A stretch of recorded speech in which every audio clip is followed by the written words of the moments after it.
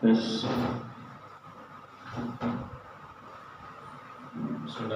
Bismillahirrahmanirrahim. Kita lanjutkan pelajaran kita ke-11 ya. Dibuka halaman selanjutnya.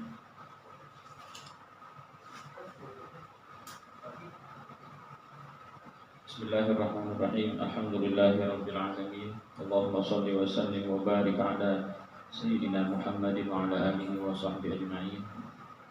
Qala al-musannif rahimahullahu ta'ala wa nafa'ana bi ulumihi fid dharain amin. Kemarin kita sudah membahas tentang wasol, di mana wasol itu ada huruf atofnya, itu ada huruf wawunya ya. Dan syarat-syaratnya atau ciri-cirinya ada dua yang sudah antum diberikan tugas. Alhamdulillah sebagian sudah mengerjakan, sebagian lagi belum, tapi bisa di store ya, bisa di store. Sekarang hari ini kita akan membahas fasol.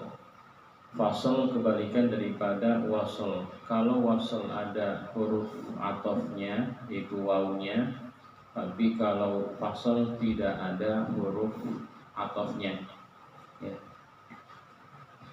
Dan dia pun ada ciri-cirinya.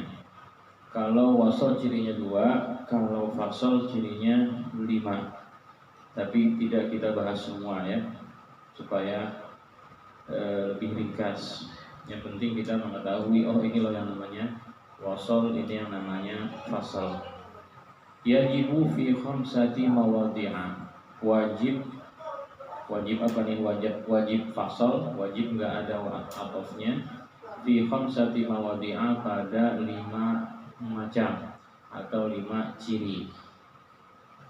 Yang pertama, al-awwalu, yang pertama, ayyakuna bainal jumlataini ittihadun tamun. Ayyakuna, adanya, bainal jumlataini, antara kedua jumlah, ittihadun tamun, kesatuan yang sempurna. Jadi untuk yang pertama, wajib fasal adalah ittihadun tamun, kesatuan yang sempurna. Apa yang maksud dengan ittihad tam atau kesatuan sempurna nanti akan dijelaskan. Jadi kita catat dulu. Jadi yang pertama adalah ittihadun tamun. Yang dimaksud dengan ittihad tam, wa dzalika bi an takuna jumlatu ats-tsaniyatu badalan 'anil ula. Wadzalika, dan demikian, yaitu ittihad tam, bi an takuna jumlatus tsaniyatu, bahwa jumlah yang kedua, nanti kan ada 2 jumlah, jumlah pertama dan jumlah kedua.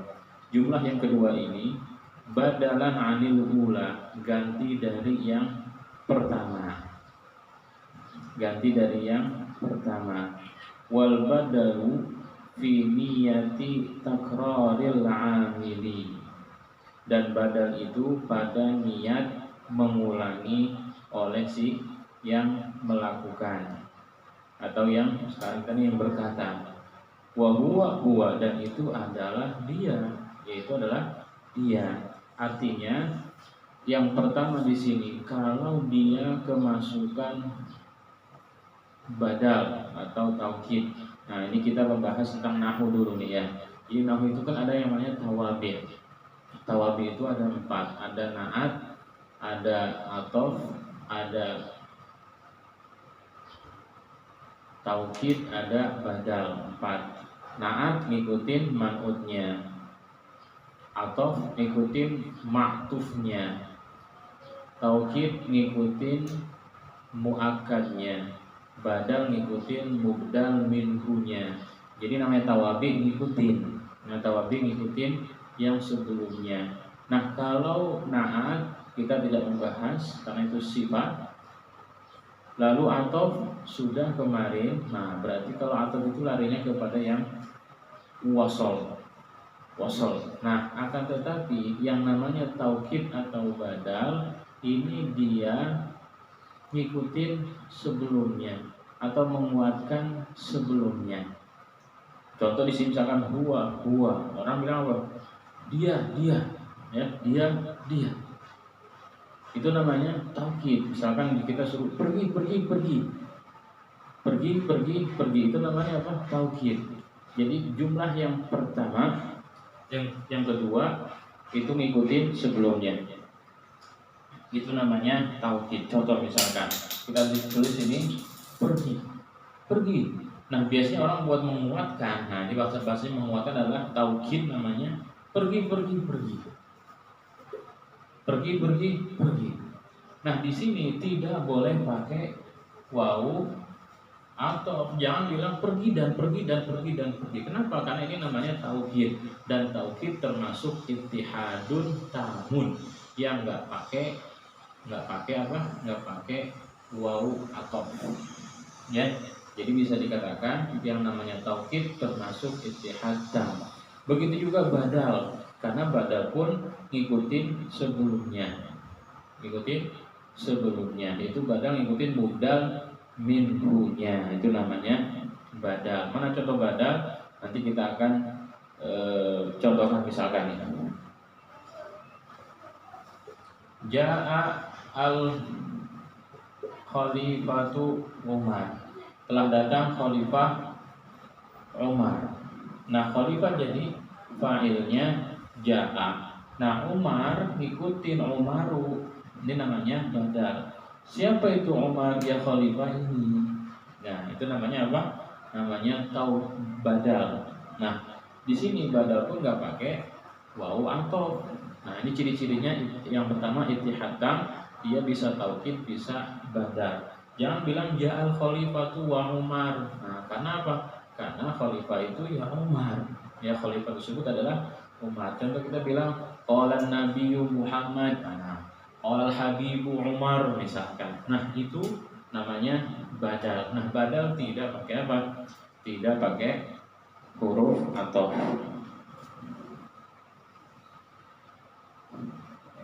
Nahu seumpama an'amallahu 'alaika ni'matan jammatan. Jumlah yang pertama di sini, Allah memberikan kenikmatan atasmu, kenikmatan jammah. Apa jammah? Besar. Ya, nikmat yang begitu besar dari Allah Subhanahu wa taala yang tidak bisa kita hitung. Kita diberikan penglihatan, alhamdulillah, kita diberikan pendengaran, kita diberikan rezeki, kita diberikan ini. Jadi memang banyak sekali kenikmatan dari Allah Subhanahu wa taala. Oleh karena patut kita mensyukuri kepada Allah Subhanahu wa taala atas segala nikmatnya. Makanya katakan jammah, besar. Saking banyaknya kenikmatan yang Allah berikan kepada kita. Jumlah yang kedua, an'amallahu 'alaika bi ni'matil imani wal islami wal ibadati. An'amallahu 'alaika, Allah memberikan kenikmatan atasmu. Bi ni'matil imani wal islami, dengan nikmat iman dan nikmat Islam. Ya. Yang pertama, Allah memberikan nikmat kepadamu, nikmat yang jammah, besar, banyak. Lalu di jumlah berikutnya nikmat iman Islam. Perlukah kita pakai waw di sini? Wa an'amallahu 'alaika? Enggak perlu, bahkan enggak boleh. Kenapa? Karena namanya badal. Nikmat iman dan nikmat Islam masuk gak dalam kategori nikmat yang besar? Masuk, oleh karenanya dia badal daripada sebelumnya. Ya, daripada sebelumnya. Oleh karenanya enggak perlu pakai waw. Bukan enggak perlu, malah enggak boleh. Contoh misalkan, antum, wahai anak-anak, antum auladi, kalian anak-anakku. Lalu dibilangin tatlubunal ilma min qarib wa banin. Kamu anak-anakku. Tatlubul ilma, kalian menuntut ilmu dari dekat dan jauh. Dekat langsung face to face, jauh kayak sekarang lagi online begini. Nah, itu namanya nuntut ilmu dari yang dekat dan dari yang jauh. Nah, kita lihat perlukah waw di sini antum anak-anakku dan kalian mencari ilmu dari dekat dan jauh. Enggak pakai. Kenapa? Karena ini untuk apa? Untuk menguatkan kalian yang menuntut ilmu dari dekat jauh adalah anak-anakku. Jadi paham ya. Jadi kalau ada hubungannya, artinya hubungannya di sini menjadi badal atau taukid, tidak pakai waw atau waw atau ya.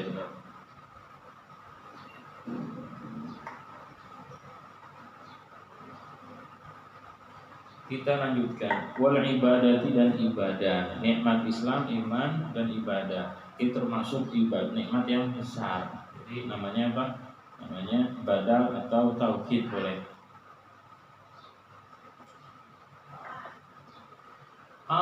Atau bi antakuna saniyatu atfa bayanin minal jumlatil ula. Atau dengan jumlah yang kedua menjadi atof bayan dari jumlah yang pertama.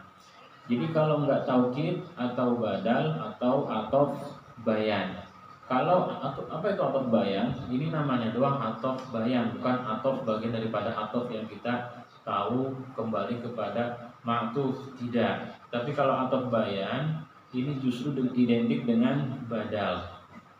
Bahkan sebagian ulama nahwu mengatakan biar kagak pusing-pusing, badal adalah atof bayan adalah badal. Jadi dia sinonim. Tapi kalau dirincikan kembali secara detail, ada perbedaan yang signifikan antara badal dan atof bayan. Salah satunya kalau badal itu memang ngikutin mubdal minhunya, tapi tidak ada wasitoh. Apa itu wasitoh? Tidak ada halangan di antara keduanya. Ya, contoh di sini. Ja'al khalifatu Umar, telah datang khalifah Umar. Siapa khalifah itu? Ya Umar. Lihat, ada enggak yang memisahkan antara khalifah dengan kalimat Umar? Tidak ada, maka namanya ini badal. Tapi kalau atof bayan, pertama dia menjelaskan sesuatu. Di atas itu adalah atof bayan tuh ya. Antum auladi tatlubuna ilma min qaribin wa ba'id, itu atof bayan, menjelaskan sesuatu. Siapa anak-anakku? Ya mereka itu yang menuntut ilmu dari dekat dan jauh. Nah, kalau atof bayan, Sayyidina Umar punya julukan Abu Hafs. Harusnya Abu Hafsah. Hafsah kan anaknya Sayyidina Umar, tapi kita bilangnya Hafs karena apa? Karena kita singkat. Nah, kalau kita bilang Ja'a Abu Hafsin Umar, Ja'a jadi fi'il madhi, Abu fa'il, Hafs mudhof ilaih, Umar jadi badal atau bayan. Kalau sebagai ulama udah badal aja sama dengan atau bayan. Tapi kalau kita telusuri lagi atau bayan, Umar jadi atau bayan. Kenapa? Karena ada wasitoh di sini. Ya, atau ada wasitoh di sini. Ini salah satunya. Tapi kalau nggak mau ribet ya sudah, badal sama dengan atau bayan, nggak ngapa-ngapa. Tapi kalau mau secara lebih jelas, kita bisa kembalikan ke kitab Nahwu.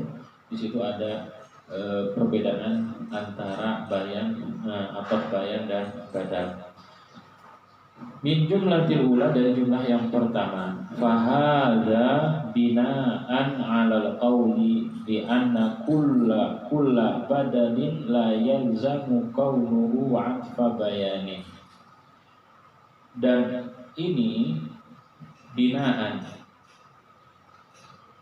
menunjuki alal qauli atas perkataan ulama bi anna kulla badanin, bahwa setiap badal la yalzamu kaunuhu aqfa bayanin, tidak mengharuskan keadaannya atau bayan. Ya, jadi pengarang di sini, pengarang balaghah di sini, Syekh Muhajirin rahimahullahu taala, ini membedakan antara ataf bayan dan badal. Kalau emang disamain, setidaknya diterus nggak pakai au tadi, langsung aja badal, nggak perlu menjelaskan ataf bayan. Wabil aksi, dan juga sebaliknya. Jadi nggak mengharuskan yang badal itu adalah ataf bayan. Ataf bayan adalah badal, tidak mengharuskan. Li'annal badala yasihu ihlaluhu mahallal awwali, karena badal itu boleh tempatnya akan tempat yang pertama. Badal boleh masuk ke kategori yang pertama. Umar boleh, adalah itu khalifah, boleh. Bi khilafi atfil bayani, berbeda dengan ataf bayan. Kalau ataf bayan nggak bisa. Umar ke Abu, Umar ke Abu, nggak bisa. Makanya dikatakan ataf bayan. Siapa itu Abu Hafs? Yaitu Umar. Nah, itu adalah menjelaskan. Ya, jadi ada sedikit perbedaan. Fa innahu taratan yasihu ihlaluhu mahallal awwali wa taratan la yasihu. Karena bahwasanya terkadang boleh tempatnya ke tempat yang pertama, atau terkadang kagak boleh. Boleh-boleh aja kalau ataf bayan masuk ke